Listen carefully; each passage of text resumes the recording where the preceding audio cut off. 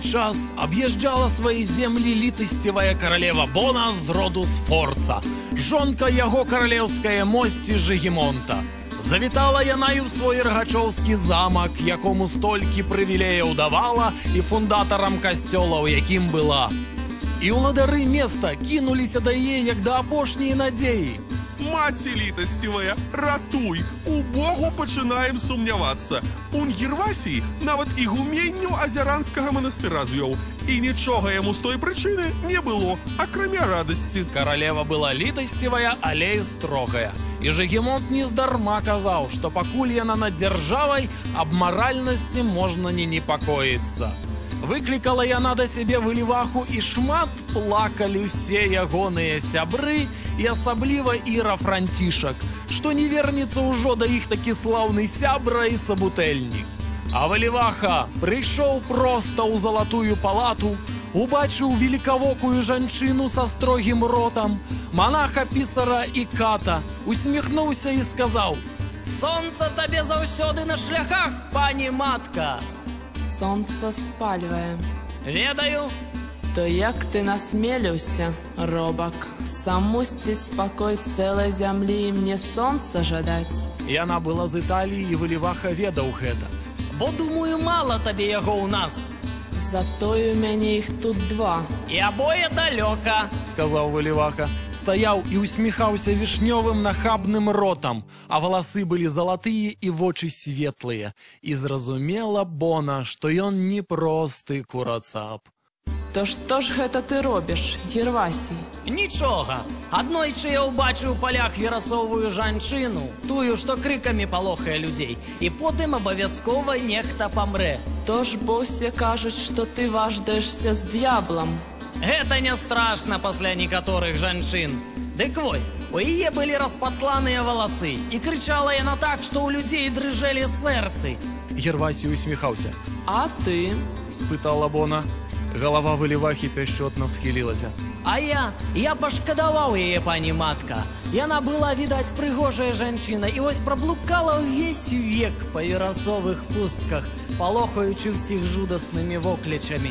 Так і не зведала, якія паплавы за Дняпром, якое цёплае сена, як п'яніць віно, як не зразумеш, гэта шэпт ці шолах вярбы пад ветрам. Так і не зведала, як цвіце ружовы глог ля маёй камяніцы. Мне стала шкада яе. Мне шкада ўсіх. Такое ўжо ў мяне сэрца. Бона апусціла веі. Тлумач.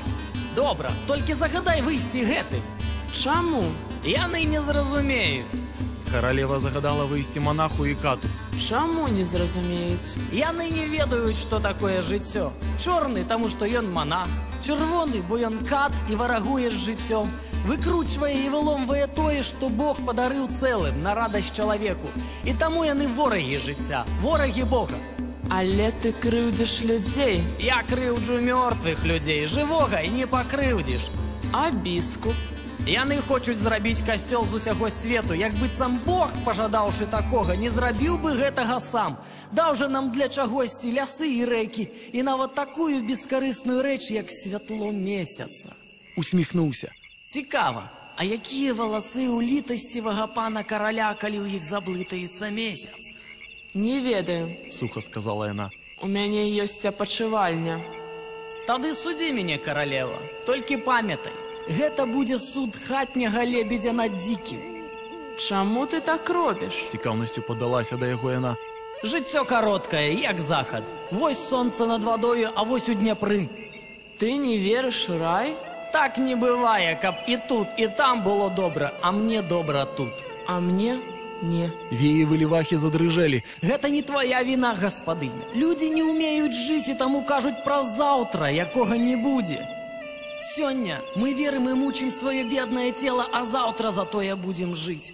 Сёння мы адмаўляемся ад сэрца ў імя велічы, але заўтра нам дадуць узнагароду. Сёння вырываем з сэрца любых, бо нам трэба ўзвялічыць каралеўства, але заўтра мы будзем кахаць. Голас у яго быў як скрыпка. Аб той самай велічы, напэўна, думаў і Канстанцін Вялікі. А зараз яго Візантыя, разрабаваная туркамі, ляжыць у тле і праху. І нічога не засталося. Ні велічы, ні нават кахання першага кесара. Бо яго не было. Я не хачу гэтага, пані. Царква патрабуе для цябе вогнішча. Выліваха паціснуў плячыма. Што ж, у апошнюю ноч у мяне будзе больш успамінаў, чым у Канстанціна Вялікага. І я не пакіну пасля сябе другой Візантыі, акрамя любові, а яна не падуладная туркам. А табе парада, жыві! Апачывальня – гэта як забойства. Позна. Позна бывае, як кажуць, толькі ў труне. Але я не веру. Я так люблю жыццё, бо проста жыву, што не магу верыць нават гэтаму. Раніцай я клікну варту. Чаго б ты хацеў гэтую апошнюю ноч? Любові! Гэта немагчыма. Амаль варожа і жорстка сказала яна. Тады зрабіць табе апошнюю паслугу, паказаць гэты свет, толькі не трэба іншых. І кажуць, яна згадзілася.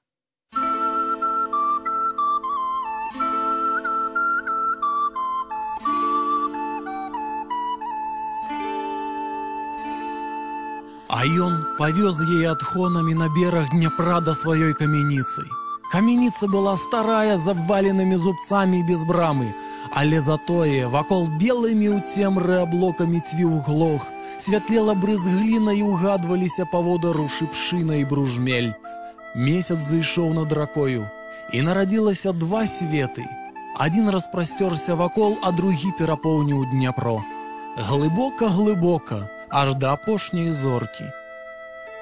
Бона паглядзела на мужчыну і ўпершыню ўбачыла месячнае святло ў яго валасах. Яна гаварыла з ім пра Бога, яго запаветы, кажуць, аж 6 тыдняў да дня святога і апостала роўнага князя Владзіміра. Усе бачылі, як стараецца яна вярнуць гэтую аблудную душу на верны шлях. І нават кароль быў бы задаволены, убачыўшы яе намаганні ў доўгіх дыспутах.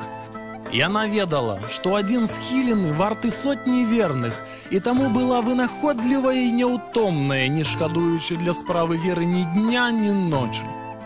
А потым паехала, так і не пахіснуўшы выліваху ў яго абрыдлівай закаранелай ерасі, і, галоўнае, не пакараўшы яго. Дзіўна, на вуснах яе не было горкай усмешкі, што спадарожнічае паражэнню. А вочы былі прасветленыя, нібы яна ўдастоілася сузерцаць святы Грааль. Ніхто не ведаў, што яна нават узнагародзіла пана Выліваху за стойкасць, з якой трымаўся ерасі. Падарыла яму залаты з партрэтам вялікага Жыгімонта, каб заўсёды памятаў розніцу паміж сабою і ім. Гервасій прасведраваў ім дзірку і стаў насіць на шыі замест святога Агнусека. Усе спадзяванні начальных людзей пайшлі марна. Радцы дзерлі на сабе валасы. Ніхто ў свеце больш не мог вызваліць іх ад нечасцівага Гервасія.